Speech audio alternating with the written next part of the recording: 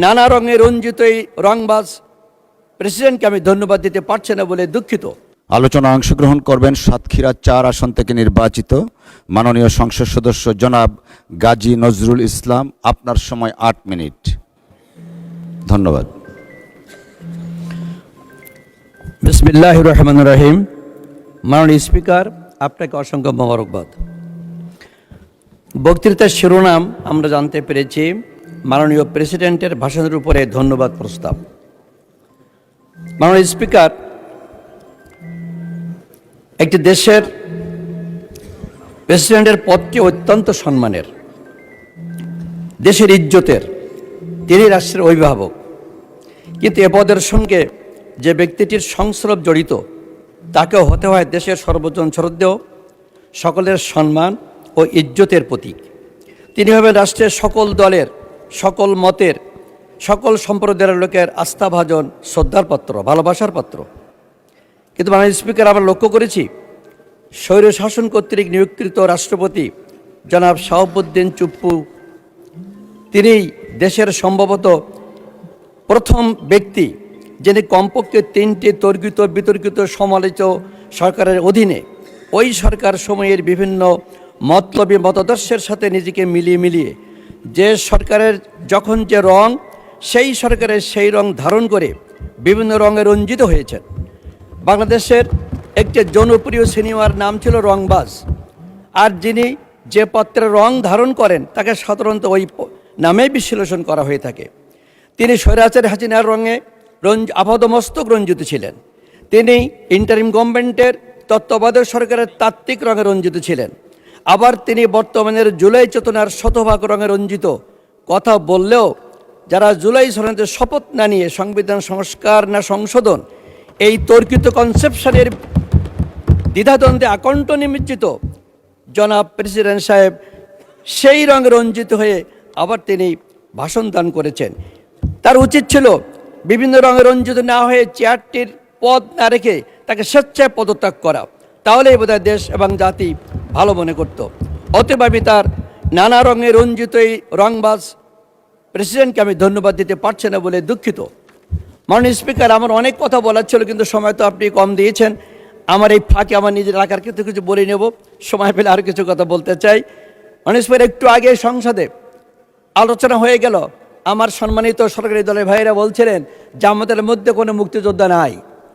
মাননীয় স্পিকার, আমি এই সংসদে 91-এ এমপি ছিলাম, 2001-এ এমপি ছিলাম। ওই সময় যারা ছিলেন তারা সকলে জানেন আমি মুক্তিযোদ্ধা।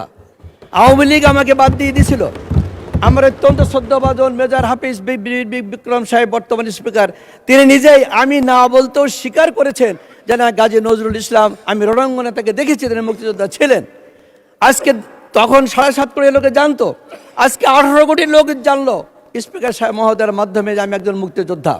আমি এই সুযোগে অনুরোধ করব মুক্তিযোদ্ধা মন্ত্রী মহোদয়ের কাছে, যার যখন উনি স্বীকার করেছেন, বলেছেন আমার মুক্তিযোদ্ধার সার্টিফিকেটটা উনি যেন আমাকে সরবরাহ করেন, আমি আবেদন জানাচ্ছি। মাননীয় স্পিকার, আমি আমার রাখার কথা একটু বলতে চাই। বিশ্ব ঐতিহ্য, world heritage Sundarban mangrove forest আমার সর্ববৃহত্তম শ্যামনগর উপজেলায়। এখানে আমার প্রায় 40% জনগণ সুন্দরবন নির্ভরশীল। জেলে বাওয়ালি মাওয়ালি তারা জলদস্যুতার আক্রান্ত। মাননীয় পরিবেশ বন মন্ত্রী প্রতিমন্ত্রী মহোদয় গত 1 তারিখে আমার শ্যামনগরে গিয়েছিলেন, আমি তার সাথে ছিলাম, তিনি দেখে এসেছেন।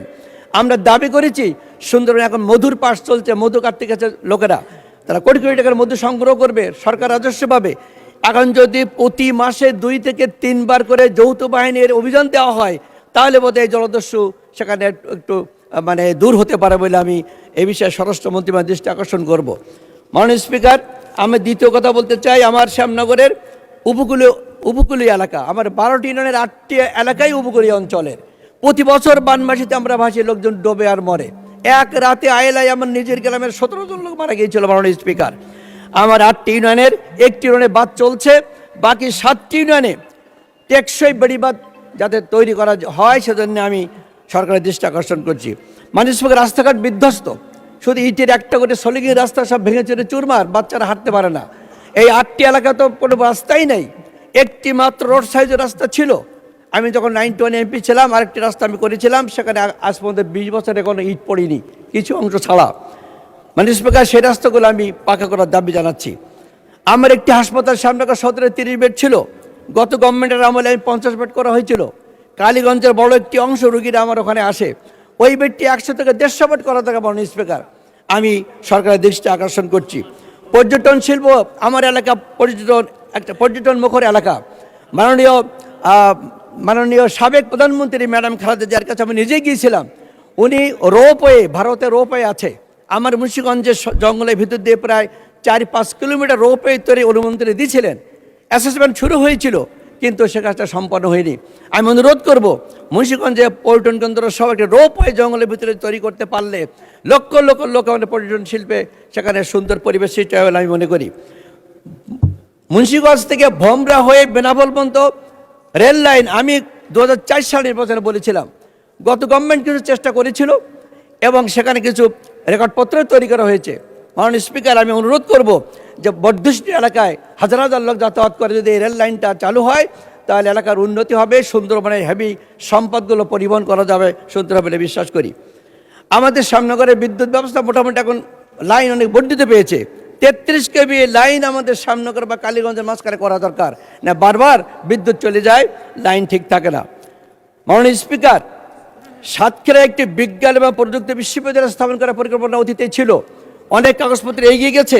আমি দাবি করব এই সাতক্ষীরা জেলায় একটি বিজ্ঞান এবং প্রযুক্তি বিশ্ববিদ্যালয়, যার যে কাগজপত্র তৈরি করা আছে সেটা যেন অনতিবিলম্বে কার্যকরী করা হলে ওখানে শিক্ষা ব্যবস্থার উন্নতি ঘটবে বলে আমি মনে করি। মাননীয় স্পিকার, জলবদ্ধতা নিরসনে কপোতক্কি, মরিচপ, প্রাণসাগরের খাল এবং শ্যামনগরের যমুনা নদী কাটা দরকার। আমাদের মাননীয় প্রধানমন্ত্রী বর্তমানে তিনি খাল কাটা শুরু করেছেন, তাকে আমি ধন্যবাদ দিচ্ছি। তার মরহুম পিতা মেজর সাবেক প্রেসিডেন্ট জিয়াউর রহমান সাহেব তিনিও খাল কাটা শুরু করেছিলেন, আমরা তাকে ধন্যবাদ দিই।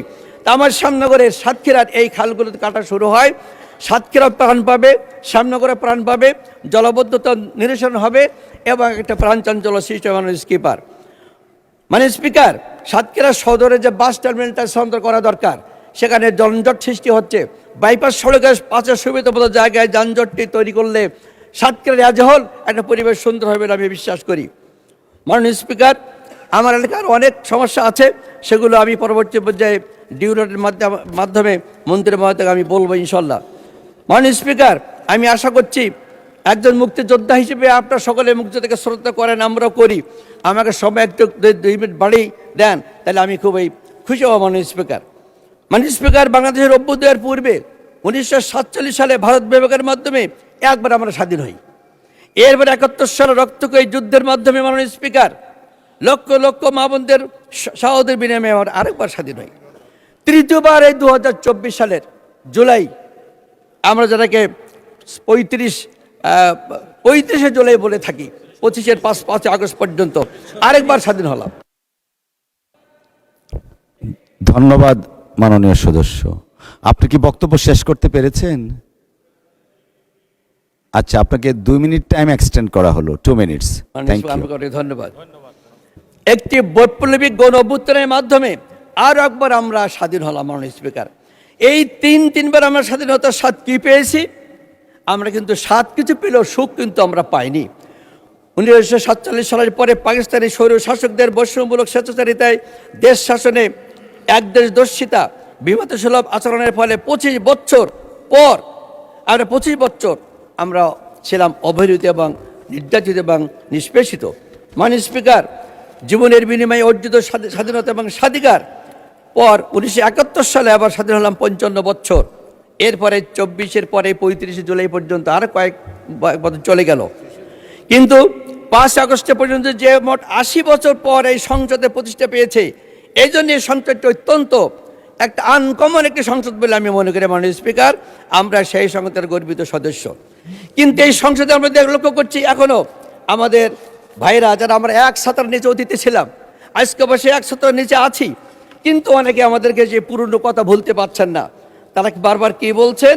বারবার বলছেন আমরা নাকি যে কি বলে আওয়ামী লীগের, আমরা নাকি বিএনপির প্রতিমন্ত্রী একজন বলেছেন যে মাননীয় স্পিকার, যে আমরা নাকি অমুক্তিযোদ্ধা, আমরা নাকি জুলাই বিপ্লবের সঙ্গে একমত ছিলাম না, আমরা নাকি যে জান্নাতের টিকিট বিক্রি করেছে, ইত্যাদি ইত্যাদি। মাননীয় স্পিকার, কষ্ট লাগে, দুঃখ লাগে।